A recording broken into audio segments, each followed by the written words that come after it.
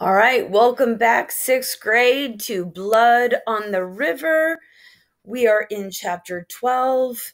When we left in chapter 11, Samuel was learning how to sword fight with Captain Smith, and everyone was busy working.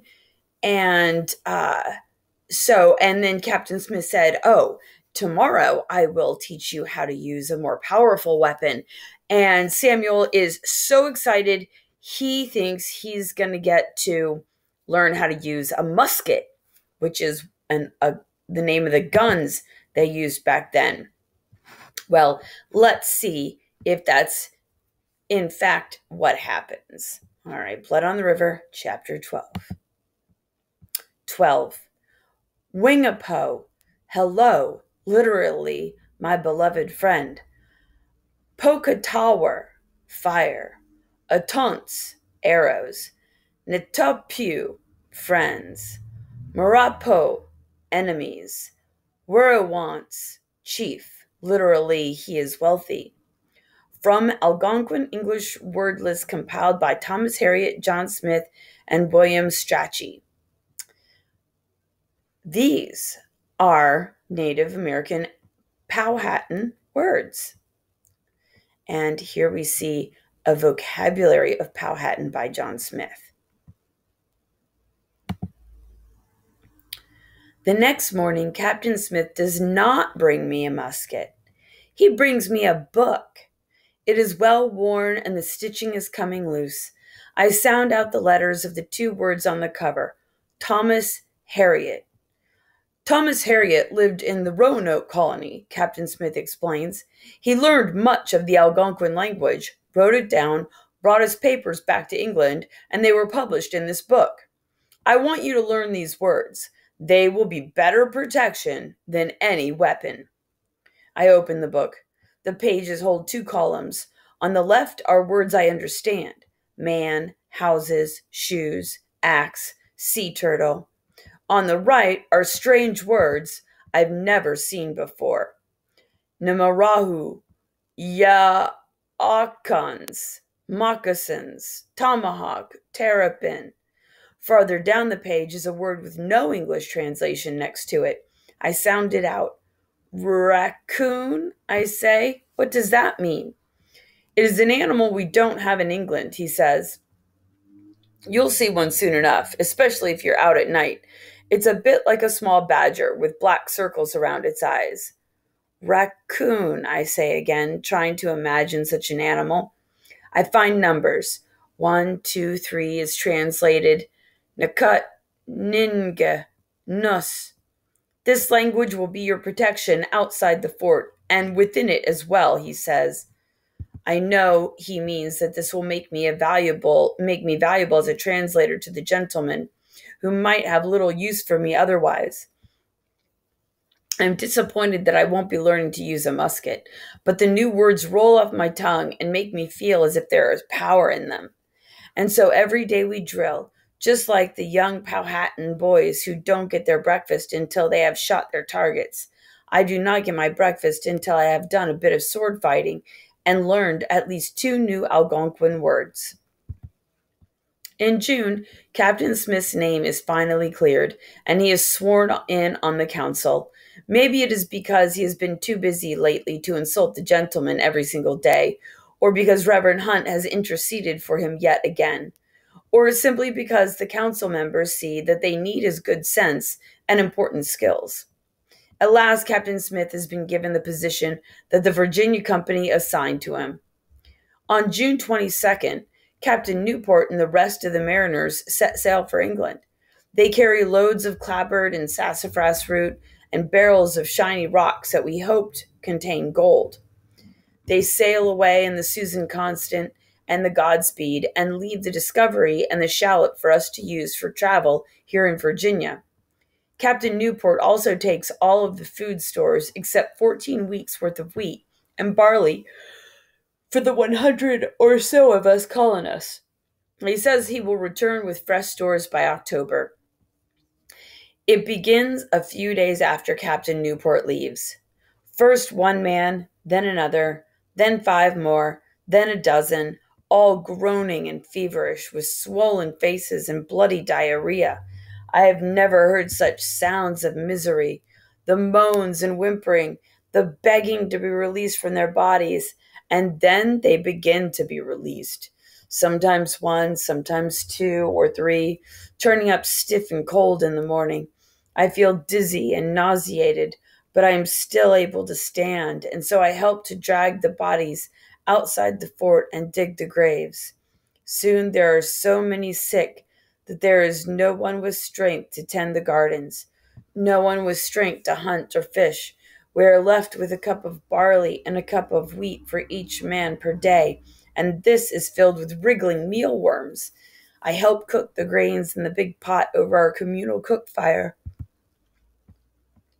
and I watch as the mealworms float up to the top.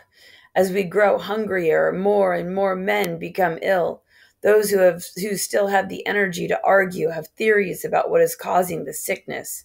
It's a curse. The savages have cursed us, one man says. No, you're wrong. It's a filthy water, says another. It's salty at high tide and slimy at low tide. It's all we've got to drink.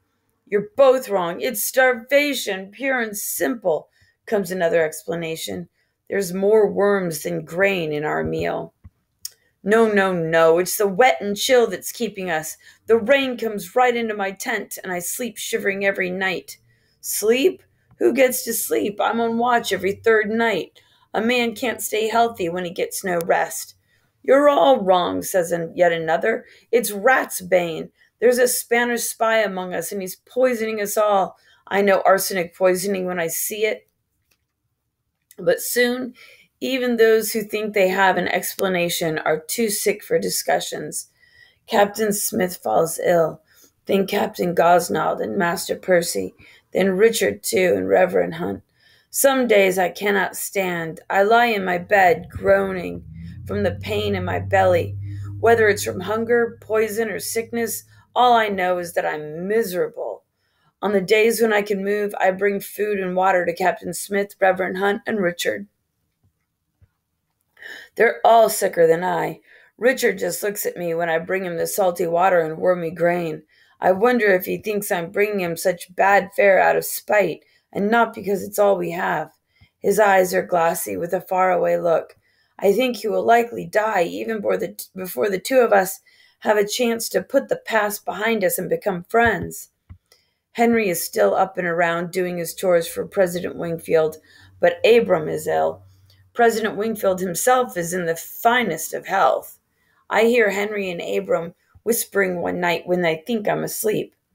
I stole an egg for you. You'll have to eat it raw, says Henry. I hear the cracking of eggshell and loud slurping. I'll get you some wine tomorrow. Meat, too. I told him if he doesn't share the stores with you and me, he'll be doing his own laundry and mending soon. I suck in my breath. They've got eggs? We ate all our chickens weeks ago and shared the last eggs all around. At least we thought those were the last eggs.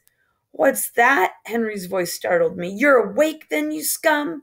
Suddenly his thick hand is at my throat, and his dark form looms over me. You heard nothing. Do you understand me? He hisses. We are very close to the other tents, so he speaks softly, but with cold meanness. Nothing. I try to nod, but his hand clamps harder on my throat. I can't breathe.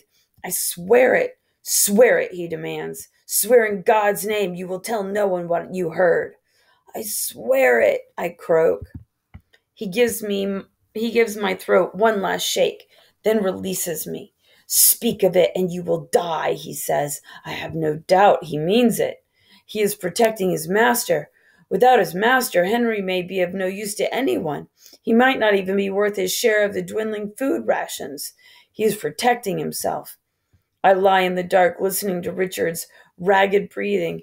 Will he die with his last memory of me being something mean, of me being of something mean I said or did to him? And what of Captain Smith and Reverend Hunt? Will they die and leave me with no one to be my ally against the anger and whims of the gentleman? Or Henry? The next morning, 2 more corpses are dragged out of the tents. I am barely able to stand, but I will help to dig the graves. In my head, I count up how many of us there are left and realize we have buried half our men. The savages might as well come and finish us off now, I hear a man say, and we'll disappear just like the Roanoke colony. All the while, Master Wingfield eats his meat and drinks his wine. John Layden brings 2 shovels, one for me and one for him. We don't go far from the fort to dig the graves.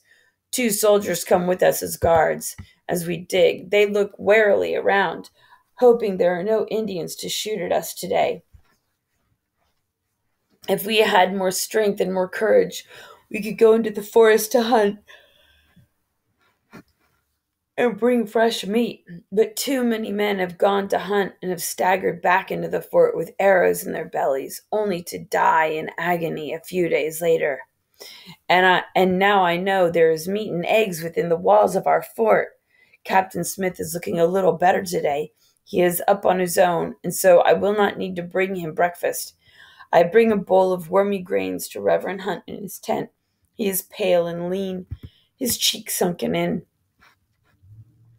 When I hand him the bowl, he fumbles with it and nearly drops it. Can he live much longer on this foul food and salty water? Reverend Hunt, I have a question, I say. He nods. He is ready to listen. If I have sworn not to do something, sworn in God's name, must I keep my word? He frowns. Who has made you swear something in God's name? He demands. I hang my head. I cannot tell this, or Henry will clamp his head around my throat until there is no breath left in me. Reverend Hunt's hand shakes as if he lifts a spoon of gruel to his mouth. He chews, thinking, then speaks. If you will not tell me all of it, I cannot give you an answer. But you are capable of finding the answer on your own. Your heart will know better than your head. Choose the path of love and not of fear. The choice you make out of love will always be the right one. I leave him and go to chop wood for the cook fire. With the last of my strength, I slam my frustration into the wood with my axe. I hate Henry. I hate being afraid of him. If I keep my sworn oath to him, is that a choice made out of love? No, it's a choice made out of fear. I have grown to love Reverend Hunt with his patience and wisdom and his love for me. Yes, I have. I throw down the axe. I have made a decision. I will tell what I have sworn not to tell. I go to find Captain Smith where he is helping John Layden to split clapboard. They are both weak and the work is going slow. Captain Smith, I say, I would like to speak to you in private. End of chapter 12. He's going to tell on Henry, which he should, because people are dying, and that old Master Wingfield is greedy, and he's got all the good food for himself, so he stays healthy. Well, Samuel's going to do the right thing, but I wonder how it's going to turn out for everyone. Oh, we'll have to read chapter 13.